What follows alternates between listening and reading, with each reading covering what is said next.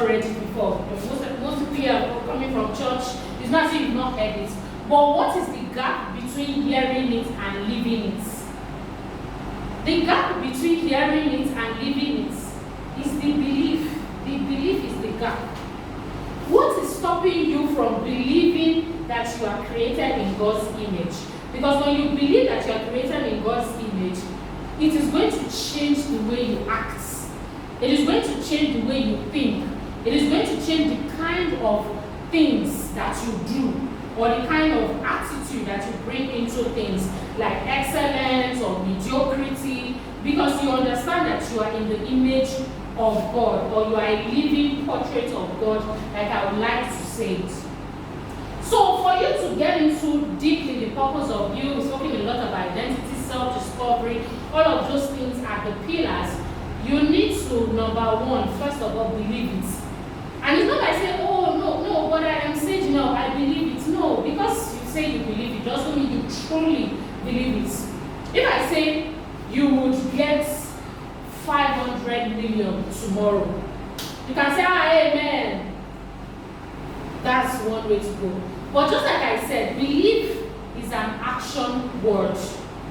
So if I say you will get 500 million tomorrow, by this time tomorrow, and you truly believe it, the action step that you're going to take, for instance, is if you have your account, which so many people do, they have their account limited to a certain amount of limit.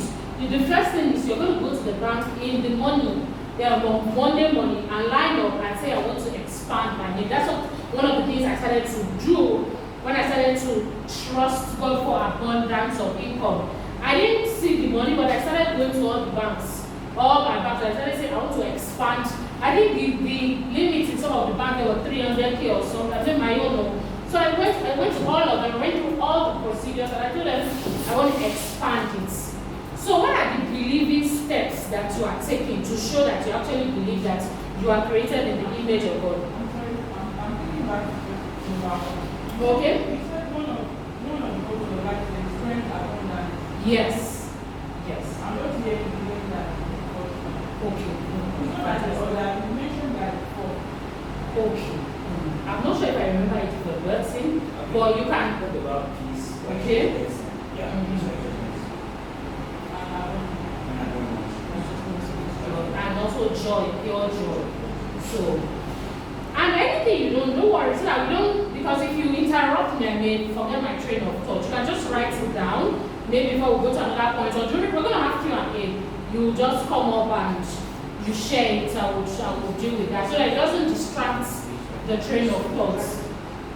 Okay, so I was saying that the believing step is basically what makes you move from, oh, I'm believing that, from hearing it to actually becoming it. So from hearing, there's a process from hearing to becoming, and it's the believing step, your believing action step, that is the game changer. And that also informs on the things you invest in, which, of course, you're already here, so there's some sort of believing action that you are starting to take, the people you associate with, the kind of value system you build. So people say, I make a good thief. You tell them, I don't believe in such. Or you tell people, or people are telling you to scam to make money. You understand? A person who understands that they are in the image of God understands that they are in a place of abundance. And it may not look like it now, but it will come. So therefore, they are not going to manipulate their way into their abundance. The third point is the understanding the purpose of relationships. So point 1, point 2, and point 3, they are all God-centered. So that is impossible. In fact, all of the principles here are impossible to do without plugging into God. But especially number 1, 2, 3. Understanding the purpose of relationship. This one. Many people have people in their lives, but if you do not come to the understanding, to the intentional understanding of what people are in your lives for, you are going to mismanage them. And so that's why we're saying things like abuse, we're saying things like violence, all form of this. You're saying things like stealing, people too that steal from people, all manner of things we're saying, because people do not understand the essence of relationship. One of the key essence of understanding of the purpose of relationship is for you both to inspire, maybe well, maybe misunderstood, but to inspire each other towards the goal that you have actually been, towards the purpose that you've been called to fulfill here on earth. So we all have a purpose individually. Some people have gone ahead of others. They will lead others. Some people will go side by side with others. Some people will nurture others. I'm talking about your teachers, your caregivers, your parents. Some people would, where I said leading, mentors, we have relationship or friends. So we all have these different relationships in our lives for different purposes. And some people will give birth to others, also nurture other people's purpose as well. So every relationship in our life is intentional. The question I should now be asking you is, have you placed intentionality on your relationships? So, some people now, for instance, just to give an example, so like I do anybody personal. The person may say, I'm not sure. Maybe the person that listens to us on radio and may say, yes, I want to be here, I want to move forward. But now we've called for this meeting and the person is like, I'm not sure, I want to show up, I don't want to show up. If you have intentionality and if you believe that this community and this person is a key part of taking you to where you are headed in terms of inspiration, principles, all of those things, when you tap intentionality to that relationship, you will draw more from it than when you just do things zigzag. And that is the current problem that we have in our country. Many people, the average person is not intentional even about relationships. So they don't know how to draw, they don't know what to draw, they don't even know when to draw. They just think, okay, all right, like let's just go. We're just moving through life. We're just continuing. Welcome. Yes, you're here for life talks? All right, then have your seats. Yeah, this is life talks. All right, thank you. You can have your seats. Anyway, all right. So your intentionality for the way you think of the relationship and the way you intentionally draw from them is going to determine the things that you get out of life. And that is why, which we're going to talk about today, some people, relationship that is supposed to use for maybe getting support or using to build or even building with the person. Some people can use it to beg. Some people, they have no business being in a romantic relationship with some people. That's the way, that's why you see them. So many things. I had a session where a person was really sad because this person's so-called relationship partner got married or something. They just went to go and get married. I'm sure we hear of those stories, but we put it on there all the time. So this person just went to get married, and then it was a game changer.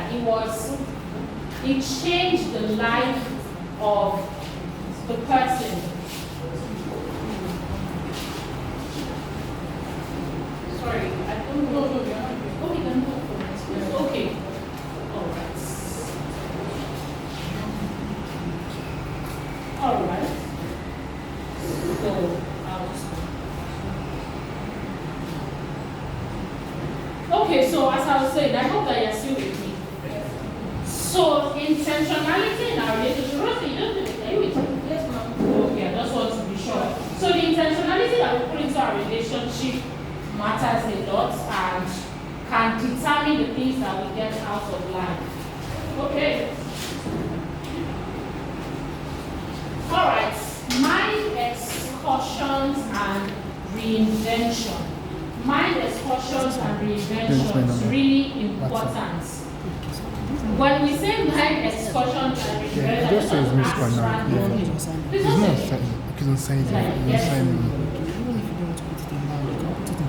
not okay, you called on Friday. Thank you. Okay, look, I want you to settle in with your mind as well. So what do you understand? It means you need to participate. What do you understand by mind excursion and reinvention? What comes to mind? Anything that comes to mind, even if it doesn't have to be right or wrong. What comes to mind when you get this?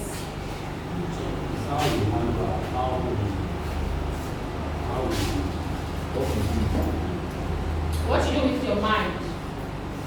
Like in what sense? I just want to get what you, like your initial thoughts.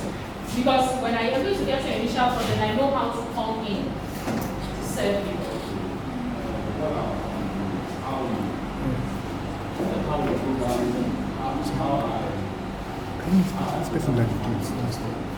Okay.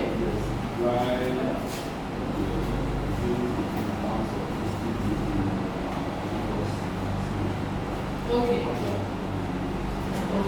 All right, fantastic. That's a third try. So I hope you are with us now fully. Okay, good.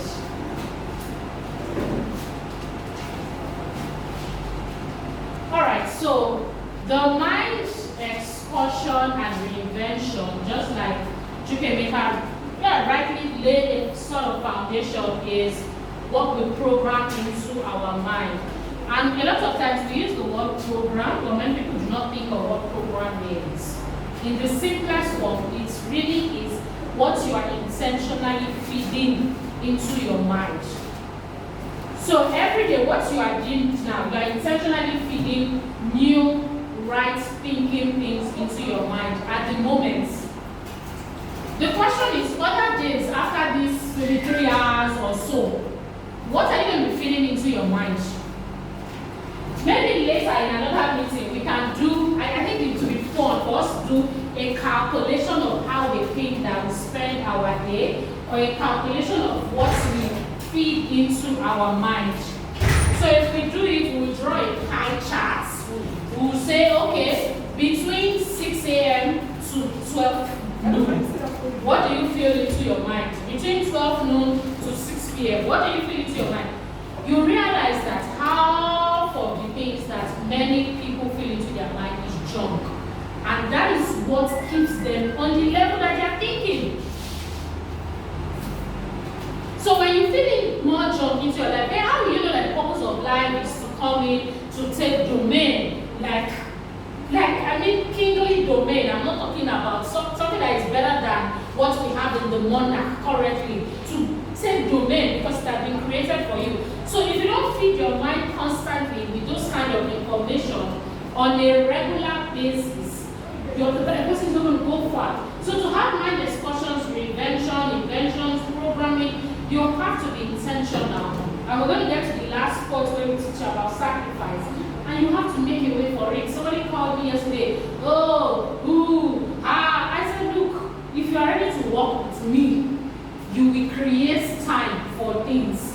You can't tell me you don't have time. It's not true. You don't have time to read a book. You don't have time to listen to an audio. You don't have time. You're not ready to work with me. Maybe someone else, but not me. So the question is, what things are we making excuses for, and what things are we creating ways on? Many times people are quick to jump and say, the most successful people in the world. The most successful people in the world, I started to think about it again and again. Some of these people, it's not as if they have the greatest character, because many of them, their marriages are flawed, their marriages are broken. It's because there's something about the investment they put in their mind that makes them believe things that people will be telling them you are mad. They say, yes, I know, I'm still going to go on. You are mad. Yeah, I know, I'm still going to go on. Which some people have said mad means making a difference. But anyways, so are you able to conceive that?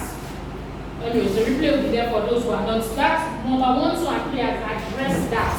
Because until you get the number 1, 2, and 3 sorted, you can't even do number 4. Like number 4 will be dwindling. Number 4 is going to be, it's going to look like one, you're going to be confused on how to even start or why. Another thing also, as I move on to another point is, many people don't even see reason why they should invest in their minds. Many people don't. They don't. They just don't, and I hope that we'll be able to solve it. They don't You tell them, okay, the book is 1,000, is that 1,000 you want to eat suya? Like all manner of things. So if you don't even seriously why you should invest in your mind, then of course, you are not ready, like you're not ready to move on. Possibility mentality. Possibility mentality. Do you know what comes to mind when you hear possibility mentality? Adiola, what comes to mind? Yes, what comes to mind when you hear it? Like the act of saying, oh, there is a yes in everything, but this thing is possible for you to actually achieve. Okay, Hannah, what comes to mind?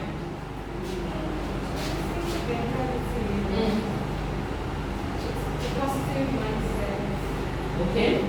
Like every yes, there's a yes, no matter the situation. Circumstance. Okay. So my question that I have to everybody now that I want us to think about is, so what do you think happens, or what do you think stops people from achieving the things that they want to achieve? Just anybody can answer, so I don't call them. What do you think, if we have possibility mentality, and maybe, or except they don't know this definition, maybe I'm assuming too much for them. What do you think stops people from not achieving? You see people say things like, I want to finish school. Let's not even say, oh, I want to build an empire. Like, I want to finish school, or I want to start a business, but some people are not able to achieve it. Do you have any rough reasons why? I actually want people to just counter me and say, okay, let's start with this, we'll come to you. Okay. Yes. One, the main reason I speak fear of the unknown. A lot of people, they are afraid of the unknown. Okay, if I start this business, will it flourish or will it crumble? So fear of So the they unknown. just sit down in that fear of the unknown with Indomie to go. Okay, you can go ahead to share. On my own understanding sure. What makes people feel more is that my own. Yes, your own thinking. Yeah. You know, when you're applying things negatively, like negative and positive are working together. And the kind of business that you are being to, first, you like them, if you give each other that, oh, we are talking about it, we're going to wake up tomorrow, I'm going to call that, nobody's going to give assurance, I'm not going to give 9% or 100% that tomorrow, you will see tomorrow. So when you are in business or when you're in this life, just know that what I'm going to do. If you fought other way around, I am going to be what will be my backup. You are putting 100,000 on business, or you just have a sales, or you just have like 100,000 as your salary and the rent. Okay, my income. What are you planning to do with your income? Okay. Very, very good. Okay. You My can come. own, Okay, you can come.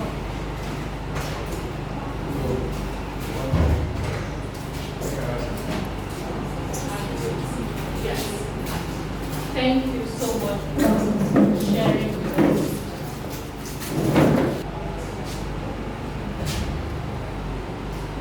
Alright, so thank you for sharing that. And thank you to everybody that has joined in. I would say, as much as possible, just try to catch up or bring yourself to speed, because we laid a lot of foundation that we'll not be going back to.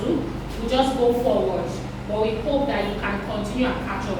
However, we have an extensive Q&A time, and then we'll have that to get your thoughts and then whatever answers you need. So possibility mentality, I like what you shared, what Rosalie shared about the fear of the unknown, and there are many other factors. Some people is even, I have seen Sister Duduke, for instance. She entered this thing, she failed woefully. She even died while she was doing it. It's not possible. It can't be possible. You can't tell me that it's possible. But that stems from a lack of identity. When you carry another person's circumstance and you say, no, that's what will happen to you. One of the easiest ways to know that one person's story is not going to be your story is just to simply look at the Bible. The stories were different for them. How it happened for Joseph was different from the way it happened to Daniel, and the way it happened to David and Esther. And even if you want to bring it to history, to people who were maybe in the 20th century, the different level of success happened for them differently. It was recently that I saw, and well, I don't want to say I assume, maybe some people, a larger percentage of people here may know about Oprah Winfrey. But it was recently that I saw, it was a fact in history, that she really came to limelight at the age of 33. How many people are patient in this generation to wait to the age of 33 to come to limelight? Not many people. Many people want to make it at 21 or they die. So sometimes when you've not caught a true picture of your identity and understanding your own assignment, you will be believing for possibility that is not your business. It's not like saying you don't have any business building a cement factory. You will not say, oh, okay, because it's said it in church, all of you, we all now build cement factory. No. You pick your own. That's why when I started this conversation, I said when we're going to be teaching, you must come with expectation to this meeting if you want to gain anything. Because you must get your own specific word and you must get your own specific meal, what it is that you're going to take home to become more of yourself or to become a better version of yourself. So possibility mentality is activated when it is in alignment with your business. And when I mean business, I don't mean starting an enterprise, I mean your life business. When you stop thinking, and not everybody is going to get married at 25, then give birth at 26, and then be grandparents at 40. It's not going to happen for everybody. If you do not understand that what is my life's requirements, how am I supposed to step into it, and how am I supposed to live it out, you'll be frustrated because the world will be pressing their own expectations on you, and that is where possibility mentality fails for a lot of people. Because you and Nene went to school together, because you and Sandra went to school together, so therefore your lives will turn out the way it's not going to work out. I was checking a wedding ceremony today before coming here of the well, you may know her, the Kenny and Etima's wedding that happened this weekend. And she's over 40 and she's married and she's happy. And she's married and the world has moved on and the world is happy. Did she get married at the time people thought that she was going to get married? No. Is she happy? Yes, to a very large extent. Is it required for her life or not? We don't know that story until we sit down with her and have that conversation. But it's going to be different, and we all have different experiences because of the different demands of the assignment in our lives. The question is, have we even found that out? That's why we hence, on a journey to self-discovery, being a very important resource to start your life. Somebody said something, that's why, somebody was sharing something I was watching, that why is it that many people are using the airplane, despite the increased fare?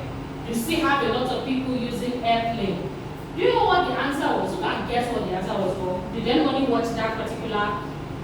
Does anybody want to guess what the person's answer was? I'm actually hoping that somebody can guess. Does anybody want to guess? The person said that it is cheaper to go with and I'm paraphrasing, 100,000 naira ticket, even if it's just stole, than to pay a kidnap ransom. Yeah, exactly. Please take it in.